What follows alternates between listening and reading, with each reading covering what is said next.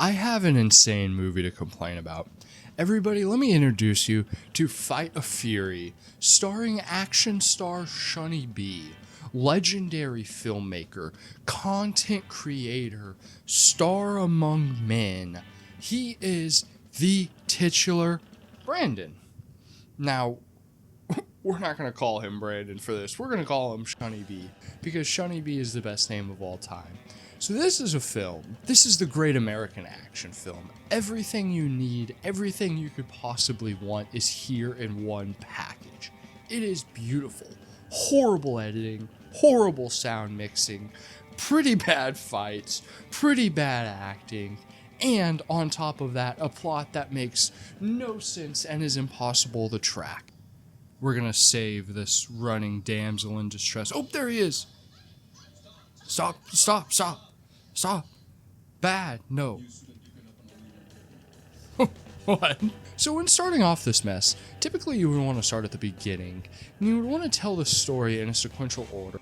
Here the problem is, that doesn't happen. We start the movie off with the two intersecting bi-plots. One scene is a criminal car going to presumably a location, and then presumably at a location, Shunny B is teaching karate, and he is very adept. He is very okay at teaching this karate. Typically, he does the moves. Sometimes, though, other people are doing the moves. And that's where we have the variation. And we kind of mix and we kind of match between the two conflicting scenes. One people are driving this way. Other people are fighting karate. Masterful. You got it? Yeah. Okay, yep, you were watching me do this. Okay, you're taught. Okay, thanks.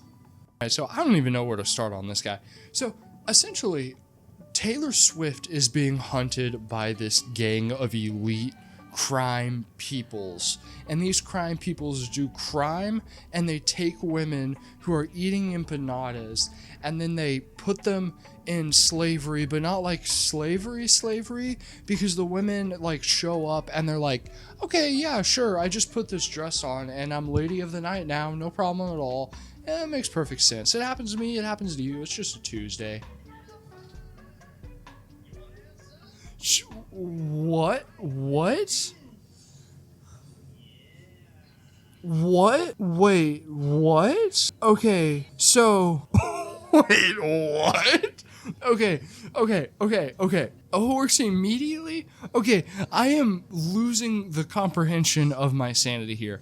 Okay, so 4 ladies were at a table having empanadas, which actually look pretty good empanadas, and then one of the girls is like, do you see that guy staring at us?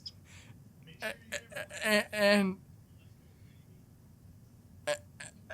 then he walks over and he's like, hey ladies, I have drugs, and they all just put their glasses up, and just cut to her running away.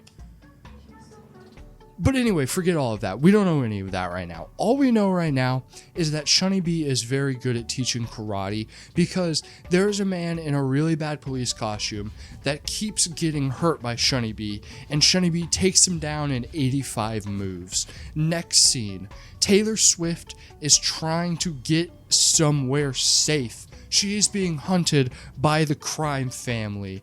We will soon learn why she is being hunted by the crime family.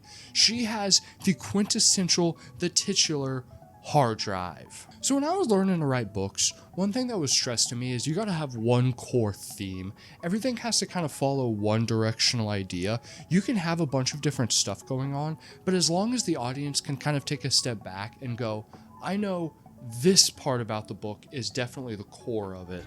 In this film, that is the relationship between Shunny B and Taylor Swift, of course. And I think it's very important that we understand this is born of love, ? This is born of French, ? I'm not sure if Shunny B ever seals the deal, but I'm not sure if they should be sealing the deal, because this scene that I'm probably playing over the screen right now is incredibly awkward and incredibly hard to watch, and at the same time, I don't know the intent of it. Is this like a, we're teaching this girl karate? Because what happens here, let me break you down with the story. So we're following Shunny B, And Shunny B is just living his best. He is just doing his work, no problems at all, loving life, 10 out of 10. And then Taylor Swift shows up at his door. Shunny B! Oh my god! They're here, woman, get back. Let me punch these people. Ha ha ha ha. Whoa, punch him, Shunny B! Get him, Shunny! Taylor Swift is being chased by the crooks. And the crooks are trying to do crime and get the hard drive from Taylor Swift. Okay, gotcha. So of course, Shunny B beats up all of these crimers. And once the crimers get beat up, he goes to Taylor Swift and he's like, hey, come back later and I will teach you some karate.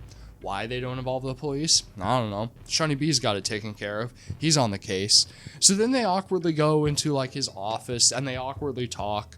And then Shunny B awkwardly introduces us to his daughter. I love how Shunny B was like, yeah, I get how you feel, but this is a you problem type of thing. Anyway, I'm gonna go undress in my giant bed. Nope. Wee. Which then leads to, I think, my personal favorite series of scenes in this movie. So, Shunny B has his daughter, and his daughter's like, oh no, I wish I had a mom. I wish I had a mom. And I'm not even really doing a worse job of that dialogue. But then Shunny B's like, all right, good night. And he leaves. And then the next day or whenever, 3 months from now, the time doesn't matter in this movie. Shunny B then takes his daughter to an ice cream shop. And they go into the ice cream shop. And they see like other random children. And he's like, oh, hey, woman, would you mind watching my daughter? I got to go teach Taylor Swift karate. So he dumps his kid off. And then he goes to teach Taylor Swift karate and do that awkward scene that I showed you earlier. And then his daughter is going to school? ? I think. I can't. I've watched this movie like 3 fucking times and I still can't figure this out. But anyway, so I'm just realizing how much like of a mess this is gonna sound like. Like in Star Wars, okay, Luke looks out over the 2 moons and thinks, wow, I am destined for bigger and better things. And then they are introduced to the big bad Empire, who's this galactic force. And then we are slowly introduced to this cast of characters. And here it's just like fucking whatever. Shunny B and Taylor Swift and oh god, it's a mess. This is where I think the editing and the sound should be noted, because the sound has this horrible echo that makes it sound like Shunny B doesn't know what the heck he's doing. And to be clear, I don't know what the heck I'm doing either, but I'm making YouTube videos in my little corner, in my little bear's den right here. I'm not exactly making a feature film, and not to get defensive, but I want to draw a comparison. This is what the audio sounds like. Very good, Maya. Here you go, Miss Crosswhite. Thank you very much. That was too easy. Hey. All right, kids. The rest of you need to work on your homework a little harder.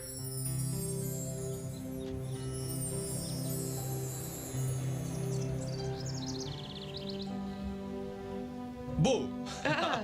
Daddy scared me. I'm sorry, Dots. So how was your day? It was good. I had a great time in math class. I know. You are the best in math in whole family. I'm proud of you. Thank you. How about some ice cream? Why? It sounds like that for every character. It sounds like that on every scene. And same with the editing. The editing is made with karate. It has been chopped up and hacked to pieces 10 times over. It is edited by a crocodile, I assure you. Okay, where are we at? What do we got? This is going off the rails. So we were still at the best secrets of the scene. So the child is going to school, ?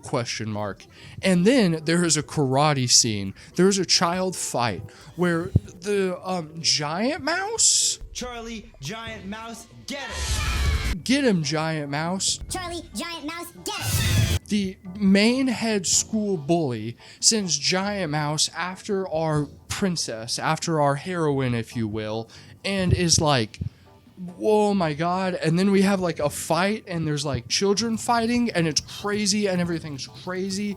And then we have a scene where a young guy plays with nunchucks. Possibly the best scene, the dramatic conclusion. This is the act 3. This is what everything has been building to. The cinematic moment. This is like the pin of the entire movie is Shunny B sitting in the principal's office, and he looks drunk, and he's like, Maya, you shouldn't have done that. You fighting? And the school's like, oh my god, she's been fighting? And dude, it's heartbreaking. It's dramatic. Okay, so we see the kid playing with nunchucks and doing taekwondo, and we don't really know where this fits into the space of anything. We don't see much of like any film production. We don't know anything. And then we are treated to one of the more interesting scenes of the entire movie, where a little bit of a content warning, but Shunny B approaches Taylor Swift, and there for a second I was worried the film actually made sense, because he says, oh, I'm sorry for being late, my apologies, and she's like, oh, you're late, why are you late? And I was thinking in my mind, oh, this makes perfect sense. Shunny B was at the principal's office because his daughter was beating up other young children. So, of course, we had that very awkward scene where he's like, remember, Maya, you are the weapon. Be careful because you're going to hurt somebody. And then Shunny B is like, yo, Taylor Swift, sorry I was late because actually there was a boy playing with nunchaku and filming a movie. And it's like, you had it right there, Shunny B. It was right in your hand. Why don't you just take the easy plot?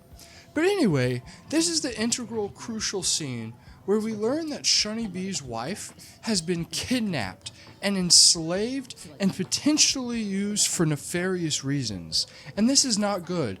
And he gets a very emotional and very sad, and he's like, I guess I'm not a smiling person because this awful thing happened. And then we have a flashback of happy times, great times. And then, to cap off that beautiful scene, we of course follow it up with forced prostitution once again. You see, it's kind of genius. It's the parallels between the life that Shunny is describing, and he's like imagining what it's like for his wife, and then actually what is real happening to these ladies. And what is happening to these ladies? What is real? Well, you see, like all of the people that I drug and then kidnap, they just kind of wake up the next day and they're just kind of down with it. I know I mentioned this earlier, but one of the ladies even says to the other, you know, just try to enjoy yourself. And I'm like, yeah. Oh, wait, what? Wait, what? Yeah, just the other day, you were living your own free will and having your own life. And, yeah.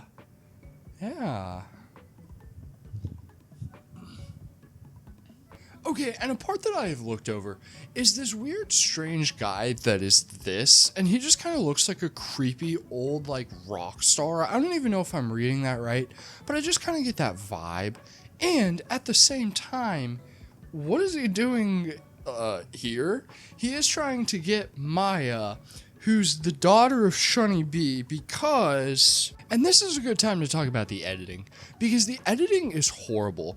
We will cut to a different scene, only within the first 5 seconds of that scene, fade into another scene, and it looks horrible. It is jarring. It is crazy. Actually, Maya was integral to his plan of getting the hard drive, the quintessential, the titular hard drive. So now, all of the MMA ladies are in this room when coked out, drugged up Conor McGregor is like, oh my god, look, we have drunked out, drugged Tommy Lee, and then Tommy Lee brings Maya in, and what am I doing? You don't care. Why am I doing this? Oh, this is so good. Okay, so then the weird MMA guy finds the daughter and gets the daughter, and then he calls Shunny B and is like, yo, Shunny B, oh my goodness, something bad's gonna happen. And then so Shunny B has to go fight people, and this is where like the third act really kicks off. This is the titular moment in the film where your character is like supposed to break and go, all that matters to me is getting this daughter back because my wife has been enslaved and I've seen the horrors that it can bring, and here I'm trying to rescue Taylor Swift, my surrogate wife and or daughter, and I don't know who he is to her, but I will now go through any revenge to get her back. I, Karate Master, will very awkwardly use 2 plastic swords and have really bad sound effects and really bad editing and really bad cinematography, but I feel like none of that even needs to be said. Look at him beat up this guy. So then, in possibly the most comedic scene, the bad guy that he is trying to beat up just dips. He just runs away, and then we cut to a horribly awkward shot of Shunny B in the middle of the street, just running, and it like awkwardly zooms in, and there's this weird helicopter sound. Oh, it's so beautiful. It's so good. Scorsese, eat your heart out. Okay, we're skipping the scene where I still don't know what the relationship is, but Taylor Swift puts a band-aid on Shunny B, and it's supposed to be one of those, moments in movies, but it's just a segue scene to get us to the next Shunny B fight scene where he introduces us to his drone. And at the same time, I'm like, whoa, you got a drone? And at the same time, I'm like, wait a second, why haven't you been use the drone, Shunny B. This is production value. What are you doing? Okay, and then we feature a fight scene in possibly the dirtiest backyard I've ever seen. In terms of like clutter, I don't know how anybody moves in this backyard. I suppose the fight scene is okay. There is some hilarious choreography here, and it's just all beautifully orchestrated, beautifully well executed. It's like one of those scenes in Daredevil where they have like the behind the scenes and you can see all like the intricate planning and how much work went into it. This is that, man. This is filmmaking. So he uses this drone to find the bad guy's hideout. He beats all the guys up. He frees the ladies that were eating empanadas, and then they are free to go back to the same restaurant with Shunny B, that I'm sure was definitely not shot at the same time as the other one. But this time they are with Shunny B, and everything is safe and everything is secure. And this is like, oh good, the movie's over, the killer's dead. But wait. No, because drunk Tommy Lee, the rock star, drugged Maya in a really awkward scene once again, and that is going to be the final confrontation of the movie. This time it's personal, even though it was already kind of building to that and already supposed to be that. But I know I just hyped all that up, but here's the thing. That doesn't happen because this is a cliffhanger movie. So Shunny B beats up one or two more guys and he gets kidnapped, and you don't even see him get kidnapped. He just shows up out of a car and is like, oh my God, I'm here. And then he like beats up another guy, and then the credits roll because they show him the film that we have already seen, and he's like, I'm gonna find you, I'm gonna get you, I'm gonna end you. And then he does a karate kick at the camera, and he like has a really bad credits come up, and it's like horrible font, and I'm just like, oh, Shunny B.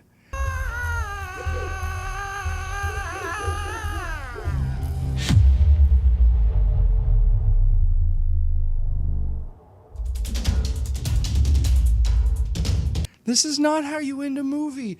And we never got a climax. We never finished the plot with the guy who was on the bicycle. And he was like, oh, great fight. I can't wait to fight you. What happened to that guy? Where's that guy? What happened with the hard drive? Is Taylor Swift okay?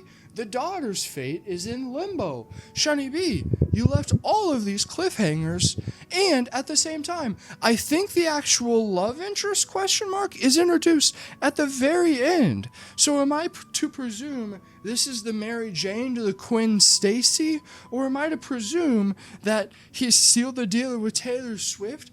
I don't know, Shunny B, because I've only watched the first fucking movie and I don't want to watch the second one. If you ever wake up in the morning and ask yourself, what do I want to do with my life?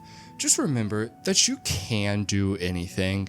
You might not be able to accomplish everything you set your mind to, but at the same time, we live in a day where there are no limits. This is the Wild West. You can accomplish anything you want to. If you want to make an action movie, you probably have the camera for it on your phone. You're probably one microphone away. Or if you look at a movie like Shunny B, you probably just have a better job using an onboard microphone. Cinematography is fun to learn, and I don't want to say that in terms of like, oh, you're going to enjoy this. But if you put time into it and you respect it can be an art form, I think a lot of people can gravitate to that. Essentially what I'm trying to say, follow your dreams, do what you want to, because Fight of Fury exists, and I'm very happy that it does, and I want to see more like it. Just maybe not the sequel. So that was Shunny B, Fight of Fury. Let me know what you think about it. Let me know why you think he named himself Brandon in the movie too, by the way. I think if this is kind of interesting, I might do Bagman next. I haven't actually seen Bagman, but I've seen the poster, and I know the name Bagman is just, oh, it's beautiful. So I'm just imagining what the film is going to be like. Anyway, thank you guys for watching. I appreciate you. See ya. Bye.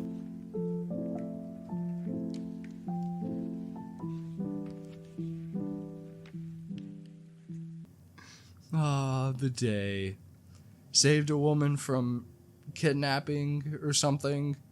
Oh, woman. I love woman so much. The wife I had, the life that I lived. Out here in the middle of the swamp.